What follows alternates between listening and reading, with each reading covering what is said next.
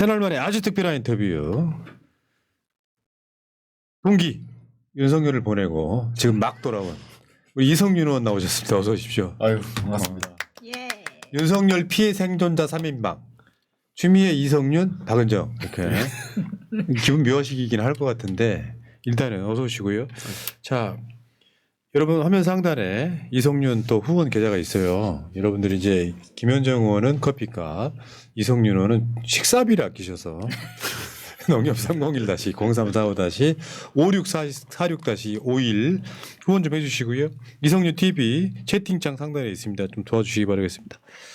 자, 야 사법연수원 23기 윤석열 동기 전 서울중앙지검장 윤석열 탄핵 소추위원 전북 전주시의회 국회의원 윤석열과 정확하게 검사 생활한 게 몇 년 동안 하신 거예요? 30년 동안 같이 30년. 정말 애쓰셨네요. 와. 사람들이 저를 이제 이해해주고 있습니다. 근데 이제 얼마나 말년에 힘들어, 가면서 얼마나 갈수록 힘들어. 윤석열과 이제 점점점 더 벌어지기 시작한 거예요. 예. 처음에는 동기로서 그냥 뭐 같이 근무 안 하면 뭐 갈등 관계 일으킬 이유가 있나요? 총장하고 중앙지검장 또 벌어지기 시작해가지고 국회를 들어가더니 그때부터 이제 윤석열 탄핵을 외치는 사람이 됐어요. 윤석열 탄핵 소추 이혼까지 됐어요. 소감이요. 아 소감 진짜 그 탄핵 그 전날 한숨도 못 잤습니다. 아 가서도 이제 그 경찰이 저희를 안내해서 갔는데 9시 반에 도착한 거예요. 다 그 광화문까지 진공 상태 만들었잖아요. 그 경찰이 안내해서 갔는데 9시 반에 도착해서 1시간 반을 기다리는데 정말 이상한 감정이 많이 들어요. 그거죠. 혹시나 네. 확신이 있어도 네. 나머지 0.0001%가 그렇죠. 있기 때문에 1억분의 1 라도 혹시 이상하게 될까봐 또 조마조마하기도 하고 희한하게 국힘 쪽 의원들 얼굴 밝아요. 아. 표정이. 사실 기분 나쁘게. 그래서 저희가 이제 심판전에 들어가면 왼쪽에서 두 번째 단에 저희들이 앉고 세 번 중앙쯤에 국힘 의원들이 앉고 마지막에 일반 반칙들이 앉는데 되게 표정이 밝았어요. 그것부터 잠깐만요. 그것도 보여줘봐요. 지금 헌법재판소에서 찍은 사진 몇 장 있거든요. 그것부터 보여줘봐요. 그거 말고 혹시 권성동도 이게 굉장히 밝았나요? 여기 지금 이제 마지막 심판장 들어가는 사진인데 여기 보면 이제 그 탄핵 소추단 국회의원들이 쭉 걸어오는데 우리는 비장해. 요건 뭐 어떤 느낌이냐면 약간 좀 그 뭐 비열한 거리 이런 건 아니고 비장한 거리 이런 느낌으로 딱 걸어오고 그 다음 사진은 뭐예요? 이게 저희가 그 경찰차 지휘본부 있습니다. 현재 안에 들어가 있는 거기 안에 들어가서 대기실 같은 느낌? 예 기도를 좀 하자. 진짜요? 그렇게까지? 예. 뭐 박선우 의원은 늙은 군인의 노래를 뭐 8번을 들었대요. 그래도 우리가 확신하지만 그래도 네. 기도를 좀 하자. 와. 근데 이제 기도하자 하다 하고 이제 시간이 다 돼가 나왔는데요. 그때 상황입니다. 그 앉아 있는데 저희 왼쪽에 제 오른쪽에 이제 국힘의원들이 앉았는데 표정이 그렇게 밝아요. 그런데 이제 10시 돼서 문영배 재판관이 딱 들어오는데 웃고 들어오는 겁니다. 그때 옆에 있던 저 박병희 의원이 야 웃었어.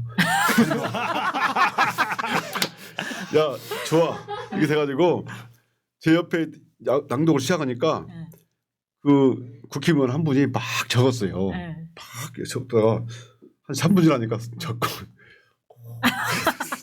표정이 안 좋아지는 겁니다. 나중에 이제 중간쯤 되니까 완전히 이건 100% 깔끔하게 그렇죠. 끝나는 것 같더라고요. 깔끔하게 끝나요. 그걸 보고 국힘의원들이 하늘 쳐다보고 눈을 치고씩 감고 있더라고. 한 20분 계셨거든요. 그러니까요. 윤석열 탄핵 국면에서는 서울대 나온 사람 법률가 아무 의미 없었어요. 예. 자기들 뇌피셜대로 사는 거지. 예. 그러니까 왜 일부 대학 교수들이 뭐 4대4 뭐 5대3 이런 식으로 막 뇌피셜을 냈지만 실제로는 결과는 사실 허무할 정도로 완벽했죠. 그럼요. 네. 그러니까 천하의 이성윤 의원 같은 사람도 1억분의 1의 불안감 때문에 잠을 못 자는 거야.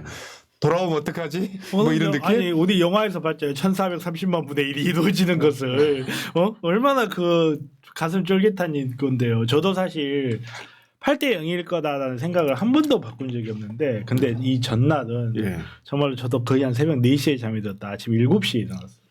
제가 재판을 받았잖아요. 네. 1심 재판 전날 한숨도 못 자요. 불안해서. 그럼요. 저는 무죄라고 확신하지만 불안했는데 또 항소심도 또 마찬가지더라고요. 재재판처럼 똑같이 느껴졌어요. 정말 무죄가 확실하지만 혹시 몰라. 이건 윤석열 재판도 8대 0이 확실하지만 혹시 몰라. 제가 여러 번 사람들한테 막 그런 말 했거든요. 헌재에서 이런 이견이 안 나오는 이유 8대 0이기 때문에 그렇다. 그렇죠. 네. 확실합니다. 그거는.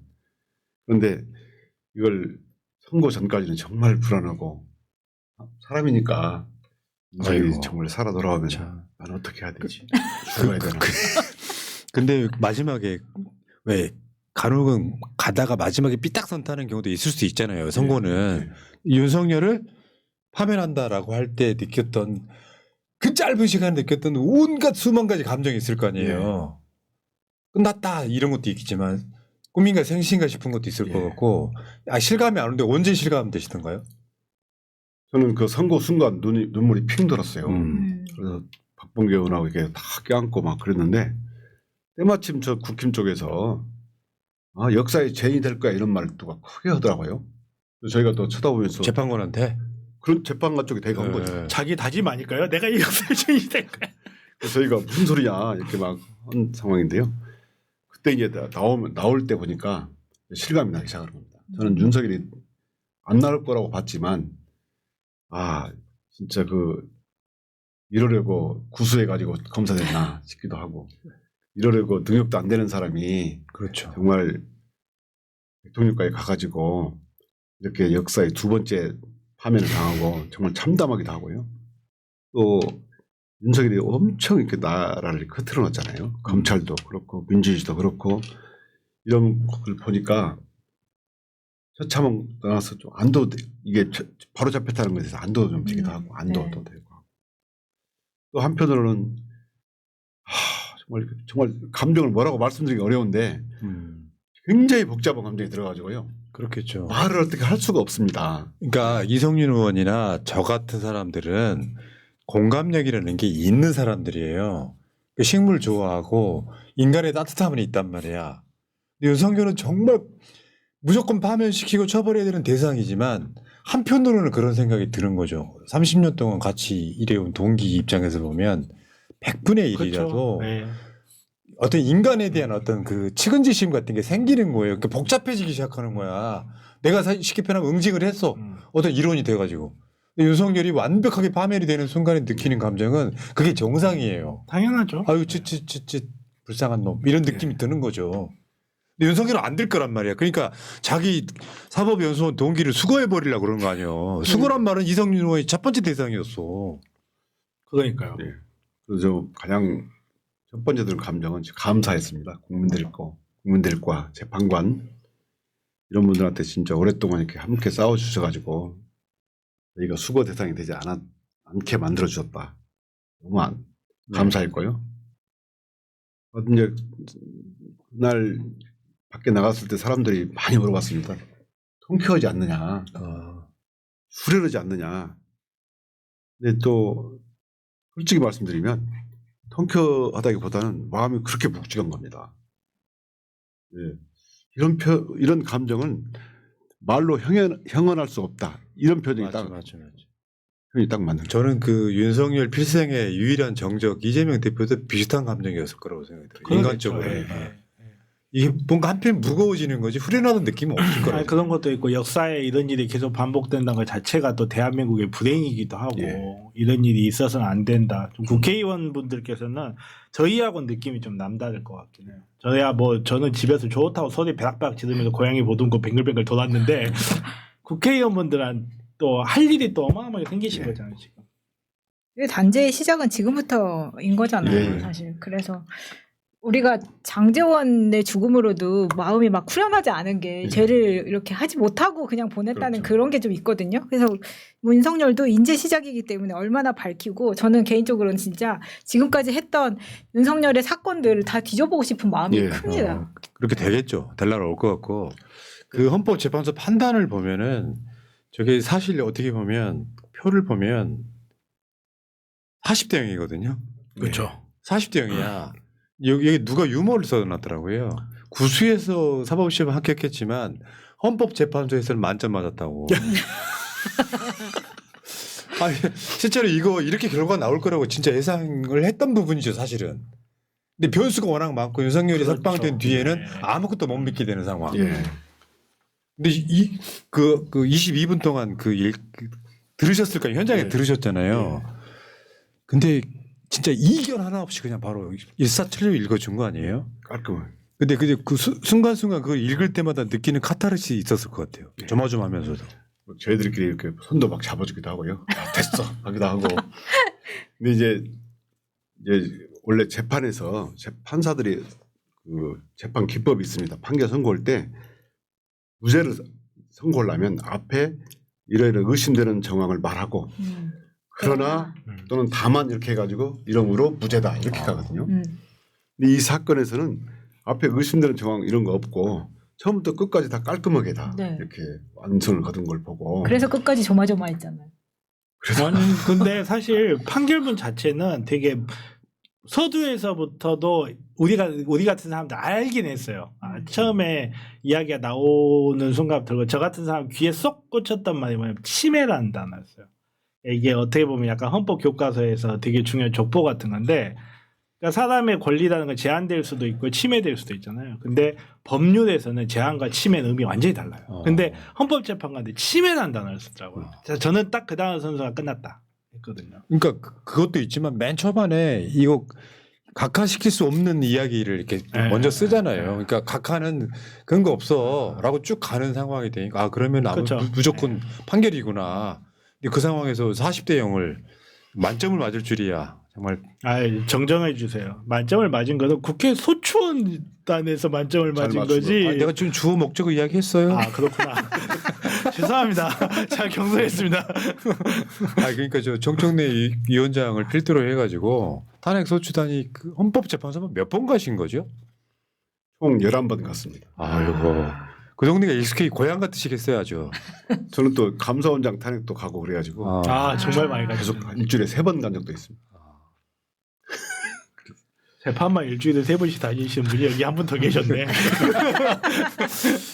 예, 참. 근데 사실 판결이 늦어지면서 예, 어느 누구도 확신할 수 없는 단계에 이르렀던 적이 있었잖아요. 그렇죠. 3월달 내내 7, 14, 20, 28까지 아무것도 안 내려오니까 예. 그때 느꼈던 어떤 비하인드 같은 거 없을까요? 저희가 이제 하도 이제 그 저희 지역구 있잖아요. 전주 이런 데서 물어보는 사람이 많고 이러다가 기각되는 거 아니야? 뭐 계속 저한테 물어와서요. 제가 어떤 생각을 했냐면 좀 안심을 시켜드려야겠다 해가지고 칼럼을 써서 2개를 내려버렸습니다. 어윤파. 어차피 윤석열은 파면이다. 오윤파. 와. 또 오윤파. 빠파. 빠른 파면을 원한다. 이 2가지 용어를 빠파. 전북에 신문을 실었거든요. 네. 그런데 이제 그 전북 도민들께서 그 신문을 읽었나 봐요. 칼럼을 읽고 되게 안심이 됐다. 근데 제가 이제 들은 얘기가 있습니다. 8대 0이기 때문에 이견이 안 나오는 거다. 걱정 마라 제가 계속 했는데 3월 말쯤 되니까 이제 아주 그냥 엄청 저한테 공격을 많이 들어왔고요. 저희가 이제 여러 시민들께서 많이 나와서 헌재를 비판하고 그랬지만 그 월요일 날 저희들이 그 선고길 잡는 날 그 주에 법사위를 열었는데 법사위 기조가 첫째는 그전에는 헌법재판소 사무처장이 출석 안 했어요. 이유는 헌재 재판 중이기 때문에. 근데 나왔습니다. 아 잡는가 보다 생각을 했어요. 2번째는 우리 법사위원들의 공통적인 기조가 헌재 당신들 이러다가는 없어진다. 역사에 죄를 짓는 거다. 그러면서 30년 동안 쌓아온 신뢰가 이번에 거의 다 까먹고 있다. 이런 비판을 받고 계속적으로 공격하니까 사무처장 얼굴이 아주 새까맣게 됐어요. 그날 법사위에서 심하게 쏴버렸어요. 잘 봤죠. 그러니까 하루 더 공지를 일찍 낸 거잖아요. 쥐잡듯이 잡아. 이번 주에 선거할 거예요. 3일 전에. 한 번만 봐주세요. 저희 한다니까요. 본회의에서 그 의원이 물었습니다. 그 우리 법사위 물은 얘기를 보고 했냐? 그랬더니 다 했다 그러더라고요. 결국 시민들의 노력, 그 다음에 우리 그 국회에서 노력, 여러 언론인들의 노력이 합쳐져서 빨리 선고된 것이 아닌가. 자, 그러면 이야기 한번 진행시켜 볼게요. 더. 윤석열은 지금 일반인 된 거 아니에요? 예. 피고인. 그러니까 전직 검찰총장이고 떠나서 이제 형사소추의 어떤 면제되는 게 하나 없는 상태예요. 예. 그 상황에서 윤석열은 지금 오늘이 월요일이니까 토, 일, 월 지금 벌써 3일째 관저를 안 나가고 있어요. 예. 의원님 생각에는 왜 안 나가고 있다고 생각하세요? 원래 남 신경 안 쓰는 사람입니다. 자기 마음대로 해버려. 아, 그 말 맞을 것 같아요. 그러니까 니들이 날 강제로 끌어낼 거 어쩔 거야. 난 충분히 시간 갖고 예. 나가고 싶을 때 나갈게 이거잖아. 뭐. 심지어 세상의 중심이 자기잖아요. 그러니까 관저 자기가 살 권리도 없잖아요. 거주할 권리도 없는데 그 권성동 권영세 부르고 나경원 불러가지고 초대까지 해. 남의 집에 자기 남을 초대해가지고 그러니까 그랬었죠. 남의 돈으로. 남의 그럼 깜짝 놀랐어요. 되네, 지금도 말 자기가 대통령인지 알아요. 그러니까 평생 접대만 받아오던 예. 새끼가 이게 그러니까. 문제야 이게. 남 국민 신경 안 쓰고 사는 사람이에요. 그러다 검사 보니까. 시절에 김건희 보신 적 있으세요? 예. 아, 근데 이 정도 이 정도는 몰랐고요. 그냥 평범한 부인 정도로 생각을 했고요. 예. 뭐 소문난 것도 있었을 텐데 무슨 모른 척하세요 또. 가정사. 왜요? 다른 형수였는데 막 형수가 바뀌고 막. 아, 그만. 이제 그 의원님들은 그런 거 묻히지 마. 또. 근데 지금 이 사람들이 이제 자연인이 됐기 때문에 예. 김건희는 범죄 혐의자인 거고 네. 윤석열이 일단 내란죄 피고인이지만 예. 다른 또 형사 사건에는 또 혐의자인 거란 말이에요. 많죠. 빠르게 재판이나 수사를 들어가야 될 거잖아요. 그렇죠. 근데 검찰은 지금 어떻게 할 거라고 보세요? 근데 이제 검찰이 완전히 죽었고 사망 선고까지 되는 상황에서 윤석열 내란 일으키자 자기 조직 살라고 생명 연장의 꿈을 꾸면서 내란 수사를 했는데 제가 보기엔 제대로 된 수사가 아닙니다. 그런데 이제 김건희 작년에 이렇게 비호하고 올해는 윤석열 풀어주고 그러더니 지금도 정신을 못 차리고 있어요. 이게 저희 지금 옛날 정치검찰 같으면 김건희 진즉 소환조사 했을 거예요. 근데 지금도 못하고 있는 것은 자기들이 지금도 조직 원리적으로 살 수 있다고 생각하는 것 같아요. 그래요. 아, 네. 어떤 근거로? 아직 정신 못 차렸네. 검찰이 역사적으로 보면 아무리 정권이 바뀌어도 검찰은 못했습니다. 옛날에 윤석열이 그런 말 했잖아요. 5년짜리 정권이 겁도 없이. 겁도 없이. 그 말은 뭔 말이냐면 검찰은 영원한 주인이고 정권은 5년이면 끝난다. 이런 말이거든요. 자기들이 계속 수사권을 가지고 있을 거라고 생각하는 것 같습니다. 아니 근데 만약에 정권이 바뀐다는 전제하에 민주당이 검찰이 수사권 내부로 두겠어요? 그놈을 등짜 하나 갖고 근데 시행령으로 엎어내드린데? 근데 사실 우리나라 역사에서 검찰이 그런 식으로 타겟이 됐던 적이 이명박 때도 있었고 박근혜 때도 있었어요. 근데 그럴 때마다 국민들의 눈을 속일 만한 약간 좀 어무스먼트 같은 파티들을 만들었어요. 그게 대표적으로 성공한 게 윤석열이거든요. 사실 2015년에 검찰에 대한 토도 높았어요. 그때도 수사권 조정에 대한 이야기가 계속 있었고, 근데 박근혜가 탄핵 때는 그 과정에서 윤석열이라는 자가 나타나서 특검하면서 최순실 날리고, 그 다음에 박근혜 날리고, 그 다음에 사법농단 수사한다고 할 때 그때 검찰의 국민적 신뢰도가 국회 신뢰도를 능가했었어요. 그때. 그러면서 윤석열이 스타가 됐고 이 스타가 된 사람을 검찰총장에 세워줬더니 정권 자체를 탈취해 가보는 거죠. 이걸 보면서 내가 제2의 윤석열이 될 수도 있다라는 꿈을 꾸는 사람 분명히 있을 거 봐요. 저도. 근데 그게 사실은 연성 쿠데타라고 그렇죠. 네. 예. 우리가 브라질 예를 막 들었었잖아요. 근데 실제로 저는 윤석열이 지금 현 상황에서는 재구속은 시간 문제잖아요. 그렇죠. 인류 최초로 연성 쿠데타, 경성 쿠데타를 다 한 새끼죠. 진짜 그러네. 그렇죠. 그러네. 검찰력을 이용한 연성. 인류 최초예요. 군대를 이용한 예. 이러기도 쉽지 않아요. 그 구속은 제일 빠른 게 법정 구속 아닙니까? 법정 구속할 수 있죠. 판례도 하루 즉시 항고를 받아가지고 바로 풀어준 다음 날 그 다음에 바로 구속은 차례도 있고요. 아마 이 윤석열은 이제 법정에서 바로 구속할 수도 있습니다. 재구속할 수도 있고. 그게 가장 윤석열의 현실적으로 가장 안전한 방법 아니에요. 신병을 위해서는. 그럼요. 당연하죠. 그건. 어차피 국가 돈 들어간 건 똑같다니까요. 국가 돈 들어 똑같으니까 그 안에서 경호까지 제공해주면. 민주당에서는 이제 김건희 특검이나 명태균 특검이나 특검할 거 겁나 많은데. 특검 엄청 많죠. 한덕수가 받아주지 않거나 별개의 문제라고 생각해. 제가 정권 바뀌면 무조건 다 되는 건데. 그러니까 제가 여러 번 말씀드리지만 내 차례까지 오나 안 오나 그거 고민하고 있다니까요. 특검으로. 이대로면 잘하면 오겠는데 이러면서. 근데 이렇게 특수한 경우에 형사재판은 윤석열 예. 것만 더 빨리 집중적으로 할 수 있는 그런 시스템도 있지 있죠. 않아요? 예, 네. 얼마나 하려면 할수 하지. 있습니다. 네. 그래서 빨리 이거를 국면 전환시키고 안정시킬 수 있도록 의원님이 힘쓰셔야 될 것 같아요. 이 정도 되면 법원에서 법정 구속할 것 같아요. 하도 이렇게 그러니까. 비판을 많이 받고 있어가지고요. 네. 그렇기 때문에 서울중앙지법 재판부도 직권 구속할 것 같고요. 그 안 된다 하더라도 지금 수사 중인 사건이 너무 많습니다. 작년 제가 국정감사 때 세어보니까 김건희가 19건 정도 되고 20건 정도 되고 작년 국감 기준으로 윤석열이 한 80건 정도 됐거든요. 물론 이제 처벌한 것도 있지만 100여 건이 있었습니다. 그런데 뭐 그 후에 내란 일으켰죠. 그다음에 체포 막았지 않습니까? 그 외에도 명태균 게이트 생겼죠. 이거 합치면 엄청 많을 것 같은데요. 내란이 워낙 압도적으로 커버리니까 나머지가 다 경범죄로 보이잖아요 지금. 그러니까 그런 이유로 영구집권 계획한 거야. 그렇겠죠 당연히. 이런 거안 받겠다고. 자기가 벗어날 유일한 방법이 네. 그것밖에 없다. 맞습니다. 근데 만약에 지금도 그 내란 형사재판이 진행 중이잖아요. 안 나가면 법정 구속 사유죠. 또. 바로 구속이죠. 예. 바로 구속이죠. 진짜. 안 나오면 바로 네. 구속입니다. 아. 시간 문제네. 예. 그러니까 제가 봤을 때 저도 그게 되게 궁금해요. 과연 윤석열이 14일 재판에 나갈까 안 나갈까. 안 나가면 바로 구속이라는 생각을 할 텐데 그러면 나갔다가 또 그 자리에서 구속되지 않나. 네. 이 두려움도 아 그러네. 분명히 있을 엄청 거라. 떨리겠는데. 예. 지기현 판사는요.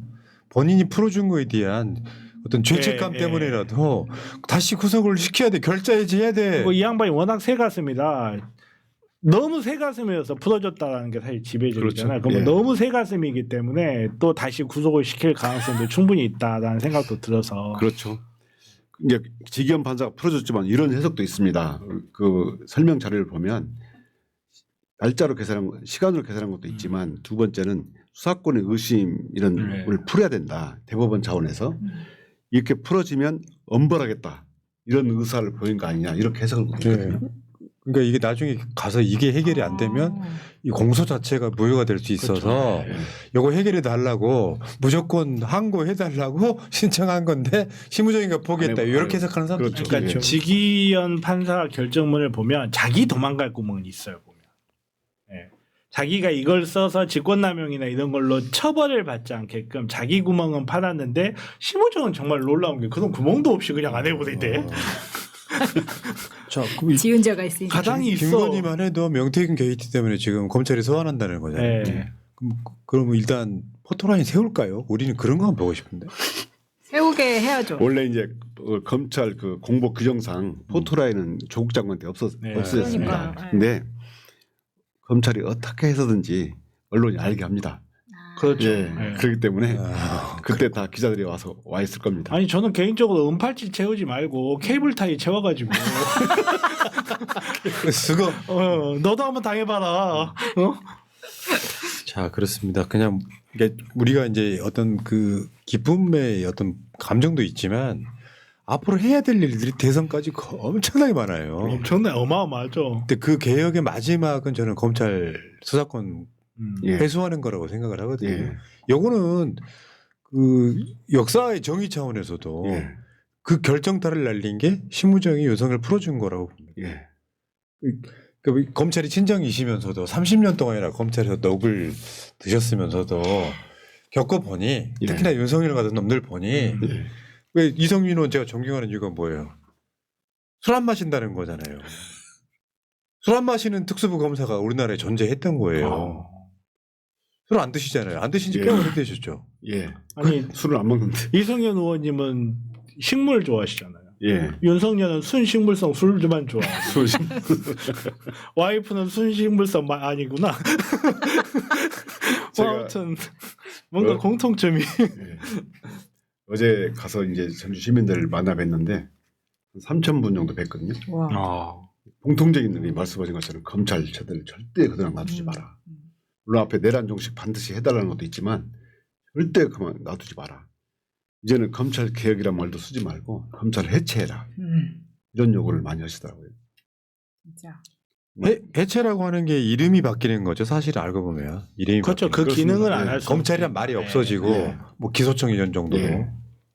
수사와 기소는 반드시 분리해서 검찰이 직접 수사 못하게 해야 되죠.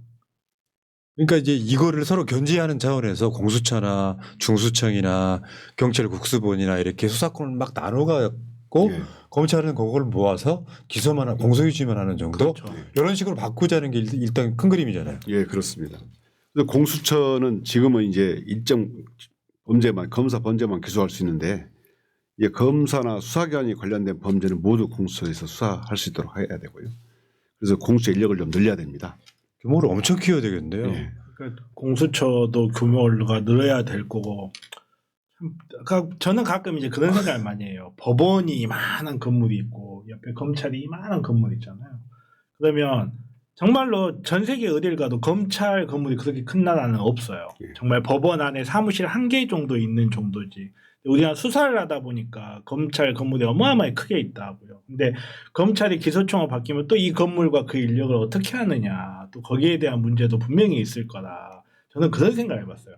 앞으로 이제 우리나라도 개헌이 되고 배심제가 도입이 되고 하면 검찰 건물을 이렇게 회수를 해가지고 거기에 이제 배심 재판을 할 수 있는 그런 시스템을 좀 갖추고 좀 할 수 있는 방법이 되게 많을 것 같은데 이제 검사 출신 국회의원님이니까 제가 가끔 예. 감히 여쭤보는데 사실 그렇잖아요. 이렇게 사람이라는 게 자기 환경 내에서만 생각을 하게 되잖아요. 예. 그러니까 평생 동안 검사도 살아오셨기 때문에 검찰이라든지 우리 사법의 한계를 너무나 그 안에 있기 때문에 모르는 부분이 또 있을 수도 있거든요. 제가 나와 보니까 검찰이 이 정도로 알게 된 것이지 검찰이 계속 있었거나 또는 제가 변호사를 계속했으면 이런 실정을 몰랐을 겁니다. 그랬을 것 같아요. 예. 제가 와서 첫 번째 느낀 거 검사들은 그 간랍하고 수섬에 갇힌 것처럼 자기들 생각만 하고 세상과 소통이 안 되는 친구들이에요. 진화가 안 되는 거네 거기. 네, 안 되는 겁니다. 심지어 지금 이런 상황인데도 우리 검찰 다 죽었네 이게 아니고 자기 특갈비 걱정하고 있어요. 안 특갈비 되겠네, 진짜. 정지 가신 분들이네. 특경비 깎였잖아요. 네. 그거 복구해달라고. 주말에 저한테 요구한 겁니다. 세상에 진짜. 검사들이 지금 정신 못 조직이 차리네. 다 지금 해체되게 된 상황인데 그러면 이렇게 하면 안 되나? 윤석열 구속시키면 100억 정도 복구해주고 김건희 구속시키면 한 50억 정도 복구해주고. 저 조직은 희망이 없습니다. 다시 새로 분해해가지고 새로 짜지 않으면 국민들한테도 희망을 못 주고요. 또 옛날 버릇 그대로 나옵니다. 맞아요. 야, 그러니까 아마 상징적 장면이 책무정이 윤석열 풀어준 거 그 이전에 검사들 김건희한테 불려가서 그렇죠. 모처에서 조사하고 조사 당한 거. 그러니까 핵심의 요지는 그거거든요. 김건희는 주가 조작 사건을 몰랐기 때문에 불기소 뭐 이런 식으로 갔단 말이에요. 근데 국민들은 검찰보다 훨씬 높은 눈높이에서 야, 너 대통령 마누라라고 그렇게 봐주는 거 아니야. 그러니까 사실 이런 조건 처음 본 게요. 검찰은 자기 조직을 위해서라도 정권에 항의를 해야 돼요. 자기 조직을 위해서라도. 근데 그게 없었던 유일한 정권이에요. 왜냐하면 공범이 너무 많기 때문일 거라고 저는 생각해요. 심지어 검찰의 내에서요. 4월 4일 이전에 탄핵이 각하된다고 생각하는 사람이 꽤 있었어요. 진짜요? 그러니까 그래서 사람들이 검사 돌렸다니까요. 3년 한 민법을 모르고 검사 20년 한 법을 모른다 그러는 거예요. 세상에 그렇더라고요. 각하된다고 생각하는 검사가 꽤 있었어요. 걔들은 그 사법시험 구수했대요. 이게 뭐야 진짜. 아니 정말로 아니 근데 또 정치적인 걸 많이 생각하니까 오히려 검사들이 자기네들이 사건을 하면서 정치적 사건을 많이 다뤄봤기 때문에 정치적 판단이 나올 수도 있다라는 기대를 했었나 보죠. 아니 그리고 검찰들이 보면은 오늘도 윤석열이 했던 사건 중에서 이야기를 들어보면 본인이 이렇다라고 생각을 하면 여기로 다 짜맞춰서 그렇게 밀고 가기 때문에 내가 이렇게 생각하고 내가 기각이다라고 하면 그렇게 믿어버리는 거예요. 그래서 한 명이 그런 식으로 이야기하면 그럴듯한데? 그러면 아무 생각 없이 그렇게 간다. 그러니까 오죽하면 거기에다 대놓고 선구안이라는 명사가 있어요. 선구안이야. 명사. 야구의 용어인데 네. 스트라이크 볼을 가르는 능력 이런 걸 근데 선보이는. 이제 위에 있는 예를 들어서 부장검사, 차장검사가 얘는 아닌 것 같고 얘가 주범인 것 같아 하면 사건이 그대로 올라가 그렇게 버리는. 짜맞추는 거예요. 네. 근데 나는 또 거기에서 또 이렇게 사법부를 비판하지 않을 수가 없는 게 또 거기에 놀아나는 거잖아 판사들이. 그래, 맞아. 그걸 수정을 해줘야 되는데. 근데 이제 검찰이 오랫동안 수사 노하우가 있잖아요. 그 노하우 중에 뭐가 있냐면 판사를 설득하는 능력. 판사를 뭐냐면 압수수색 영장을 발부받아야 되잖아요. 그러면은 판사가 실질적으로 알아보지 못하기 때문에 기록만 가지고 봅니다. 기가 막히게 만들어요. 이거를 영장을 발부하지 않을 수 없게끔 만들어 버립니다. 그런 기술. 그다음에 그 수사를 하면서 한쪽으로 몰아가는데 다른 것은 일체 안 보니까 이게 피의자에게 불리하거나 아니 유리한 진술을 안 보잖아요. 안 보고 불리한 것만 계속 수집하게 되잖아요. 이런 기술이 탁월합니다. 맞아요. 나머지는 판단을 그냥 아는 것도 아닌데 이건 믿을 수 없는 이유로 다 써놔요. 그렇기 때문에 그냥 안 본 게 아니고 의도적으로 피하는 거죠. 오조준. 근데 그게 수사 과정에서 공소장에 이 피의자가 거기에 대해서 다르게 이야기를 한 것도 네. 자기 마음에 들지 않으면 그 부분 빼버리고 판사한테 올리니까 판사는 정말 그냥 편협한 정보를 받고 그걸로 판단을 할 수밖에 없게끔 검사가 만드는 면도 있는 그렇죠. 거죠. 판사는 그 이상은 판단을 못하고 만일에 피고인 측에서 기록에 나와 있지 않는 증인을 대잖아요. 믿을 수 없다고 안 믿어버려요. 법원도 그렇습니다. 그렇기 때문에 검사들은 어떻게 해서든지 자기들이 주장한 대로 끌고 가기 위해서 그렇게 만들고요. 가장 중요한 이유가 뭐냐면 검사는 불기소를 하면 무능한 걸로 지켜요. 그렇기 때문에 언론에 막 나온 사건 있잖아요. 언론에 막 나왔다. 그러면 그렇죠. 갔는데 정해진 거죠. 이게 아니네? 네. 그럼 바로 멈추고 무혐의를 선언할 수 있는 하려면 용기하고 배짱도 필요하고 상사한테 혼날 각오도 해야 돼요. 근데 그런 용기가 없기 때문에 안 돼도 그냥 고르는 거예요. 그러니까 판사는 오히려 이런 배짱이 있는데 검사는 정말 없는 거예요. 그러니까 수개월 전에 민주당 법 왜곡죄 이런 네. 거 하나 신설한다고 했잖아요. 사실은 그런 방식으로 해서 얘네들이 판사가 되는 거잖아요. 이 사람 유죄야. 뭐 그게 그 유죄의 심증이 법원까지 연결되는 상황이잖아요. 근데 우리가 수사를 해보니까 유죄가 아니에요. 라고 말할 수 있는 용기는 법으로 저는 만들어 줘야 된다고. 그거는 생각해요. 제도화 시켜야지. 아니, 개인의 법은 역량에. 있어요. 법으로는 돼 있습니다. 아 그래요? 무죄 추정 원칙. 입증 못하면 다 무죄인데 실제 법원에 가보면 유죄 추정 원칙. 네, 유죄 추정이 되죠. 왜냐하면 검사들이 계속 공격합니다. 너 거짓말이야 계속 하니까 네. 법원 입장에서 거짓말이 아님을 입증하라잖아요. 네. 그러니까 이런 말도 안 되는 현실이 그리고 생겼는데 판사들도 기본적으로 검사는 공무원이고 변호사는 돈 주고 고용된 사람이야. 그렇기 때문에 변호사는 피고인을 위해서 무슨 소리도 할 수 있겠지만 검사는 공무원인데 공적 업무를 하겠는데 왜 피고인에게 없는 죄를 씌우려고 하겠는데 이 생각이 굉장히 강해요. 굉장히 강해서 실제로 법원에 가서 이제 만나보면 정말 기가 막힌 판결 많이 나와요. 어이없고 기가 막힌 판결.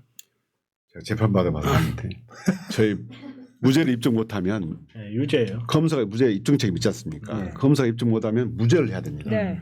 근데 피고인 입장에서는 자꾸 법원 쪽에서 검사가 변호인과 짜고 피고인이 거짓말합니다 공격을 하게 되면 저는 불안해가지고 입증을 하려고 하는 거예요. 제가 입증 안 해도 되고 편하게 검사도 입증해봐. 입증 안 되면 끝이야. 이렇게 돼야 되는데 반대로 돼요.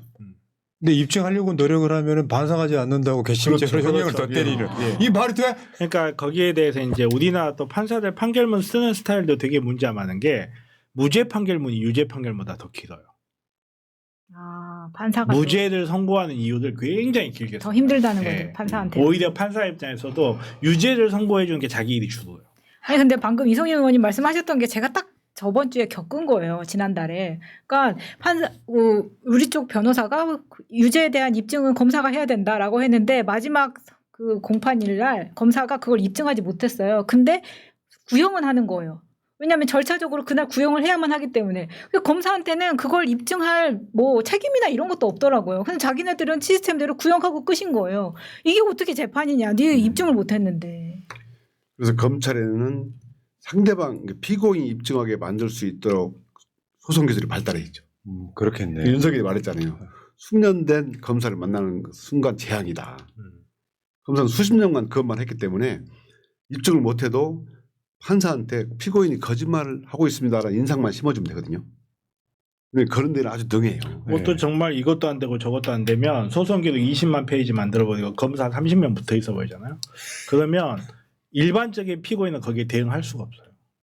변호사를 산다고 쳐봐요. 소송 기록이 20만 페이지, 30만 페이지 이래버리고 검사가 12명씩 나와 버리는데 일반 변호사 입장에서 이거 하실래요? 그럼 30억이요. 이렇게 될 수밖에 없어요. 그렇죠. 네. 이재명 네, 그렇죠. 재판이 그런데요. 제가 사실 그걸 지적하고 싶었거든요. 기록이 네. 25만 페이지입니다. 네. 그러니까 뭐몇 한 사람이 네. 8시간씩 읽으면 420일을 읽어야 돼요. 네. 그리고 그거 인쇄비만 해도 수천만 원이에요. 예. 그러니까 그 일부러 그렇게 하는 거예요. 윤석열 내단 사건이 사건 기록이 8만 페이지거든요. 근데 이제 예. 25만 페이지.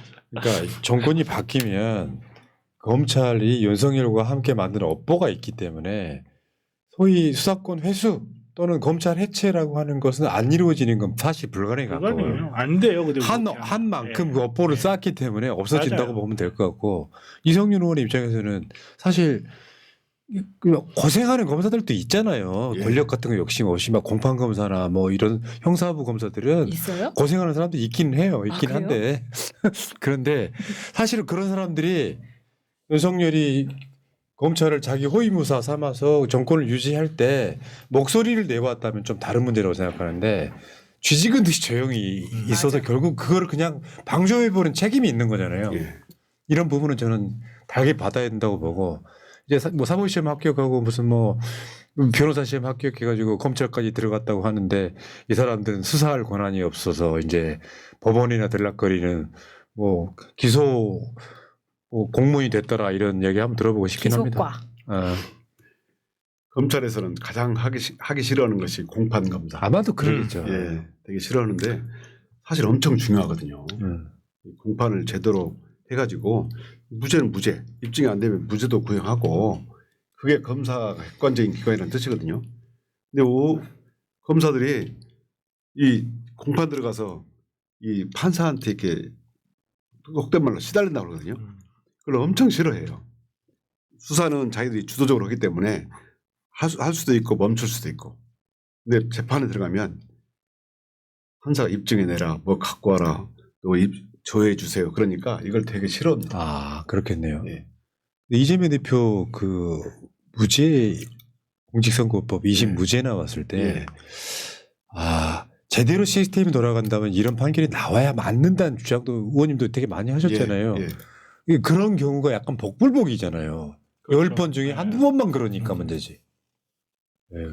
그러니까 그 앞으로 개헌 같은 것도 이야기를 해봐야 되는 거고 사실 이제 뭐 그런 분들이 있었어요. 당연한 판결이 나왔는데 왜 우리가 기뻐해야 되는지 모르겠다 이런 말씀하시는 분들인데 정말 그분들 반성하셔야 돼요. 이 세상에 우리가 당연하다고 생각한 것 중에 당연한 거 하나도 없어요. 우리가 방에 들어와서 불을 켜고 물 틀어서 손 씻고 모두 다 당연한 행위 같지만 그 당연한 게 당연하게 되기 위해서는 어마어마한 인력과 비용과 그리고 사용자의 관심이 필요해요. 사법 시스템도 당연한 판결이 당연하게 나오기 위해서는 네. 국민들이 관심을 가져줘야 돼요. 자 이제 끝나갈 시간이 돼가니까 앞으로 윤석열, 김건희 뭐 이런 미래는 어떻게 될 것 같은지 생각해 보신가 잠깐만 들어볼게요. 이 정도 되면 둘 다 구속입니다. 예. 사건이 이렇게 많은데 그러면 선거 기간 동안에 상당히 그런 이벤트가 있을 수밖에 없잖아요. 그렇죠. 윤석열 원하지 않더라도. 김건희도 이제 현재 검찰이 수사 안 할 수가 없고요. 뭉갤 수가 없는 상황이 왔습니다. 그렇기 때문에 당장 도이치모터스하고 그 공소시효가 얼마 안 남았잖아요. 그거 바로 수사해야 되고 듀얼백 사건도 다시 수사해야 되죠. 그렇죠. 예. 그 듀얼백 사건 불기소장 읽어보면 좀 황당해요. 혹시 읽어보셨어요? 아니요, 안 읽어봤어요. 듀얼백을 9월 달에 줬는데 10월 달에 국민의 안장을 부탁을 해요. 이제 불기소 이유가 뭐냐면 예상을 못했다는 거예요. 그 청탁을 예측 못한 청탁을 했기 때문에 청탁이 안 된다는 거예요. 그게 말이 돼? 말도 안 돼. 저는 나중에 두 분 구속되면 자 변호인 접견권이라 해야죠. 변호인 접견할 수 있는 권리가 있거든요. 저는 두 분 구속된 다음에 만나러 간다고? 반드시 한번 만나고 가서 30분 동안 놀려먹다 나갑니다. 김치찌개 냄새 팍팍 풍기면서 갈 거예요. 자, 야, 그러니까 어떻게 보면 좀 다른 맥락의 이야기지만 22대 총선 공천을 잘했어요. 딱 필요한 곳에 국회의원들이 계셔요. 아는 만큼. 그중에 저 이성윤 의원도 있다고 보고 정의로운 사람. 난 사실 윤석열만 보다가 이성윤 의원 보니까 내가 개감동이었잖아. 그렇죠. 술도 안 먹어. 네. 대단하신 분 뵌 것 같고 계속해서 하시는 말씀은 그런 거예요. 윤석열은 원래 그렇다. 예, 원래 그런 사람입니다. 그러니까 정말 희한한 캐릭터 하나가 대한민국 망쳐놓고 지금 간 겁니다. 원래 그런 사람은 맞는 거죠, 사람은. 원래 그런 니은자로 해야 됩니다. 아닌 사람이 아니라는 주장도 좀 있어야죠. 제 자, 의원님 확인차. 원래 그런 시옷자로 해야 됩니다. 아, 그렇죠. 혹시 저 이제 윤석열 파면 되고 주말에 좀 쉬셨습니까? 아닙니다. 저기 그 지방에 그 지역구에 가가지고 저는 이제 그 시민들을 다 만났습니다. 한 제가 3,000분 만났다고 그랬는데요. 실제로 시민들 의견을 들어보니까 앞으로 그 더 해야 할 일이 많다. 정말 중요하다. 그런 얘기를 말씀하셔서 주말에 좀 각오를 새롭게 다진. 근데 언제 쉬실 건데요, 그러면은? 정권 교체하고 또 쉬실 거예요? 그때는 또 정권 아니요, 교체하고 저는- 내가 쉴 때가 아니다 하고 또 예. 뭔가 또 하실 거 아니에요? 끝까지 한번 검찰도 국민법원을 돌려드리고 아이고. 지독하게 한번 해볼 생각. 전 여러분 그 진짜 이성윤 의원 되게 존경해요. 그러니까 이성윤 의원한테는 정치인과 검사 출신들한테 느끼지 못하는 인간미가 있어요. 되게 좋아하는 거지. 어리광 피우고 싶은 옆집 형 이런 느낌.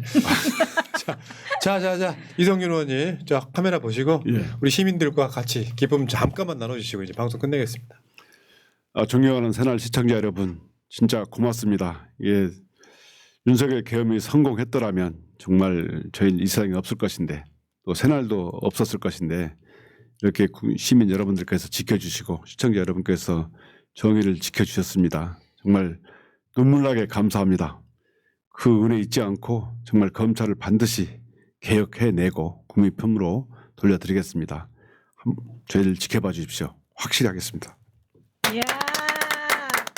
자 여러분, 자 윤석열 파면된 첫 월요일 여러분 이렇게 희망차게 마치고요. 이따가 9시에는 정청래 위원장이 다시 귀환합니다. 새날 방송 관심 좀 가져주시고요. 자 새날 낮 방송 물러가겠습니다. 고맙습니다. 감사합니다. 감사합니다.